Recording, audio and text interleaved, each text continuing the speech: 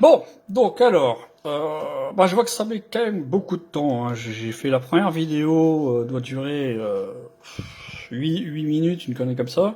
Je ne sais pas pourquoi, alors c'est Facebook qui doit être saturé par rapport au confinement, tout ça, les gens doivent poster au tac et tout ça.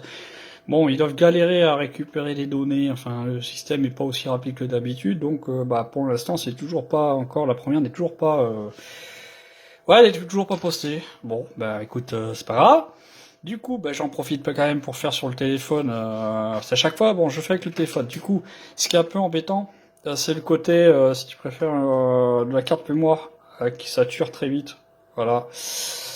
Voilà. Ouais, je suis un peu claqué parce que j'ai fait énormément de choses là aujourd'hui là, en termes d'appartement, papier, organisation, tout. Enfin, j'ai fait beaucoup de choses là.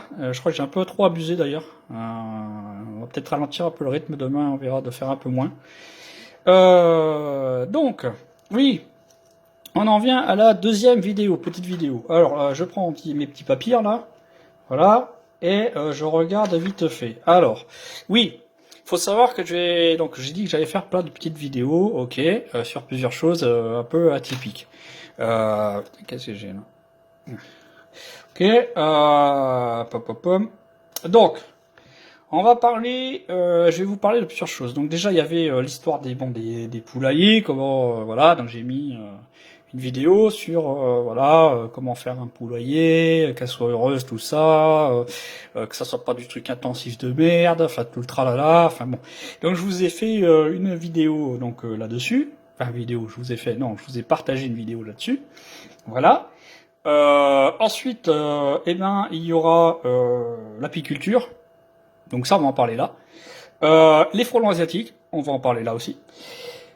Puis il y aura plus tard, donc il y a la pêche à l'aimant, je vous ai partagé aussi, pareil, voilà, des youtubeurs que j'ai trouvé, que j'ai trouvé excellents, les explications, tout ça, leurs vidéos sont top. Donc pourquoi s'embêter à faire des choses et à expliquer des choses qui ont déjà été expliquées et mieux que ce que je pourrais faire. Donc je vous ai mis ça sur Facebook aussi. Voilà, donc voilà. Bon, donc on va partir sur l'histoire donc de l'apiculture. Hein. Voilà. Hop. Bon, l'apiculture, l'apiculture. Moi, ça m'aurait intéressé de faire de l'apiculture. Le problème, c'est que je suis en appartement, j'ai pas de jardin. Bon, dans la troisième vidéo, donc celle qui sera juste après, je vous expliquerai pourquoi c'est compliqué pour moi d'avoir un jardin tout le tralala. Voilà. Mais l'apiculture, faut savoir un truc. On parle souvent de protection de l'environnement, de recyclage, de tri sélectif et de gestes citoyens comme ça, tati tata. C'est très bien, faut le faire. Bon voilà. Cependant, il n'y a pas que ça. Faut savoir qu'on a un gros problème actuellement, c'est les abeilles. Ben oui, c'est les abeilles. Alors les abeilles, en fait, c'est nos amis. Hein. Faut pas se leurrer. C'est nos grands amis. Pourquoi c'est nos grands amis? Parce qu'elles font la pollinisation. Donc, pardon, excuse-moi, j'ai pris du coca, je devrais pas, des trucs gazeux, moi. Bon, bref. Donc la pollinisation, bah ouais. Donc du coup, ça va polliniser les fleurs, et notamment les fleurs d'arbres fruitiers. Donc voilà. Il y a le vent qui aide, mais clairement, il y a les abeilles, elles font une grosse partie. On le sait, elles vont chercher le sucre et tout le tralala dans les fleurs et tout ça, et donc forcément le pollen se dépose sur leurs pattes, et donc quand elles vont sur une autre fleur, et ben voilà, si c'est un mâle avec une femelle, et ben t'as pas popouette, et ça te fait donc le fruit qui sort. Bon. Le problème de nos abeilles, c'est qu'avec le réchauffement climatique, savent plus où elles en sont, vous le savez très bien.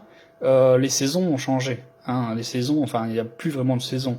Moi, j'ai des collègues qui me disaient que il y a au mois de février ou je sais plus quoi, ils avaient 5 centimètres de neige dans leur jardin.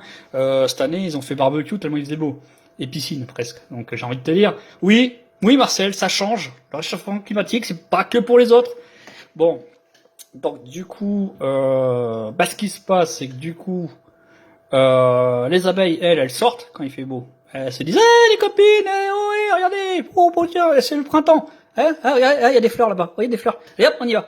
Le problème, c'est qu'elles sont attrapées par le froid après, parce que oui, ça dure pas. en fait. Donc du coup, elles se réveillent, elles sortent de leur hibernation, tout ça, et puis en fait elles sont à voir. Donc on perd beaucoup d'abeilles avec ça. Et après il y a une autre saloperie, donc c'est pour ça que je vous dis qu'on a traité de deux trucs dans cette vidéo. Excusez-moi. Hop, voilà. Hop, donc oui. Ben il y avait un autre truc, c'est les frelons asiatiques.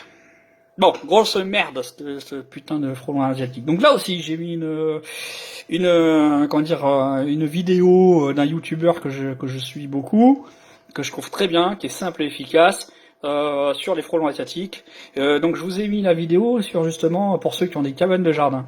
Voilà, allez la voir parce que là franchement ça va vous aider un petit peu à comprendre que c'est dangereux et qu'il faudrait peut-être mettre des petites grilles ou des trucs de protection là où il y a des trous dans votre cabanon pour pas que ces insectes là puissent passer parce que sinon vous êtes dans la merde intersidérale carrément, hein. Oui, intersidérale. Même les extraterrestres ils aiment pas les frelons asiatiques, je le sais, il y en a un qui m'a téléphoné tout à l'heure, c'est pour ça que j'ai ça. Non, je déconne. Bon, bref. Ben voilà, donc du coup, faut savoir que ces saloperies s'attaquent à nos abeilles. Ouais, s'attaquent à nos abeilles parce que pour eux, bah, c'est un garde-manger. Hein. Et oui, pour l'instant, elles sont plus fortes, entre guillemets, parce que les abeilles, l'air de rien, sont intelligentes, ils s'adaptent. Pourquoi elles s'adaptent, comment je vous dis ça, et pourquoi je vous dis ça, et comment je le sais. Et ben voilà, ben, il faut suivre les tutos, enfin les vidéos de ce monsieur que j'ai partagé, et puis d'autres renseignements que je suis allé voir. Et effectivement, ben, les abeilles, il faut savoir qu'elles peuvent supporter de très grosses températures entre guillemets. Le frelon asiatique ne va pas aussi haut en température. Donc elles ont trouvé un système. Quand t'as une qui rentre dans la ruche pour faire une reconnaissance, tu vois, un frelon asiatique qui rentre dans la ruche, tu vois, pour faire la reconnaissance un petit peu des lieux, tout le tralala. Et ben il se fait niquer maintenant. Avant il pouvait faire son mariole, là, genre le cador il arrive, poussez-vous, tiens coup de bec, et coup de pic et je te tue. Mais ça là non, ça marche plus. Les abeilles en fait elles s'agglutinent sur lui, mais vraiment agglutinées, une boule d'abeilles. Et en fait du coup ça monte la température et il ne la supporte pas, du coup il meurt. Il meurt. Voilà. Au revoir. Donc plus de reconnaissance, donc plus d'emmerde. Donc ça, c'est leur côté à elles pour se défendre, mais malheureusement, c'est peut-être pas assez suffisant. Du coup, faut savoir aussi que ces saloperies de frelons asiatiques, pour ceux qui connaissent un peu l'apiculture, tout ça, les apiculteurs se sont aperçus que là où ils avaient des caisses, voilà, dessous, en fait, des nids de frelons asiatiques se faisaient sous la ruche d'abeilles. Comme ça, ils avaient la bouffe à portée de main, tu vois, tranquille ou pépère. Voilà. Donc les apiculteurs font très attention maintenant à ça. Voilà. Et il y en a un qui a été peut-être plus intelligent, enfin pas peut-être plus intelligent, mais qui a découvert un système D qui est plutôt efficace. C'est la poule. La poule. Oui, donc ça aussi, je vous ai aussi partagé une vidéo sur les poulaillers, etc. Comment en faire un, etc. et tout, en respectant les poules, et, enfin tout le tralala. Voilà. Et ça peut être, tu vois, un complément, tu vois, une idée, hein, comme une autre. Bon. Faut savoir que les poules ont une ouïe plus développée que la nôtre, enfin entendent des sons que nous on n'entend pas, et clairement elles sont très vives. Bon, ça par contre vous le savez. Elles sont aussi très voraces. Elles bouffent des insectes toute la journée, hein, voilà. Et ce qui fait vos jolis petits œufs frais du matin, voilà. Bon, du coup, le mec en fait il a foutu les poules, un enclos à poules, là où il y a son rucher. Bon. Faut savoir que les abeilles, elles sont tout le temps en mouvement et font pas le son sonore que la poule peut, détecter. Voilà. Donc du coup, elles sont beaucoup plus à l'abri et elles évitent du coup les poules et les poules ne vont pas les échapper. Bref. Par contre, il y avait un moucheron, il me saoule depuis tout à l'heure, il tourne autour là. Et j'arrive pas à le faire sortir. À chaque fois que j'ouvre la fenêtre et que j'essaie de le sortir, il veut pas. Donc il est bien là, voilà. Mais il me fait chier. Il m'aime bien, je sais pas, il m'a adopté. Donc du coup, grosso modo, la poule, elle entend, en fait, si vous voulez, l'abeille ne fait pas de stationnaire. Tandis que le frelon asiatique, lui, il fait du stationnaire. Mais son stationnaire, vu son poids, vu la grandeur de ses tailles, enfin la taille de ses ailes, etc., et le nombre de battements, etc. Bon, je vais pas rentrer dans les détails, mais grosso modo, en fait, il fait un son que les poules détectent. La poule, elle a même pas besoin de tourner la tête pour voir où il est. Non. Rien qu'au son, elle sait où il est. Elle sait à quelle distance d'elle, à quelle hauteur d'elle il est. Et où exactement il stationne. Donc s'il rentre dans sa zone d'attaque, autant te dire que la poule, d'un coup, elle saute, clac, dans le bec, hop, et voilà. Voilà, la gamelle elle est passée, essayée, c'est fait, c'est mangé. Voilà. Donc le mec il a trouvé ça et ça lui a sauvé ses ruches en fait complètement. Donc c'est pas mal. C'est éco, c'est bio, c'est éco, c'est tout ce que tu veux, c'est naturel et c'est bien pour lutter contre ces frelons asiatiques de merde qui nous envahissent. Moi, il n'y a pas plus tard qu'il y a à peu près un an. Moi, je suis de Toulouse. Pour ceux qui savent, j'emprunte un itinéraire où dedans, enfin, comment on appelle ça, la ramée, voilà. Au niveau de la ramée, en fait, les maisons à côté, bon, il y a toujours des bouchons, c'est horrible, il y a tout le temps des bouchons, tous les matins. Donc, j'étais en bouchon, donc on faisait du cul à cul, et puis je regardais, du coup, j'en profite pour regarder à droite, à gauche, les maisons, comment il a fait ci, comment il a fait ça, ça c'est sympa, et tout, bon, bref. Et à un moment donné, je regardais les arbres, et puis je vois un putain de nid asiatique, mais comasse, un truc de ouf, un truc gros, gros, je sais pas, ça c'était presque du 75 cm de diamètre facile, voilà. Bon, en haut d'un arbre. Donc qu'est-ce que je fais? J'ai appelé la mairie, qui m'a dit que c'était les services techniques, donc elle a transféré le truc aux services techniques, qui eux allaient transférer, je sais plus quoi, la gendarmerie, enfin, il y a toute une chaîne en fait qui s'est mise en place. Bref, voilà.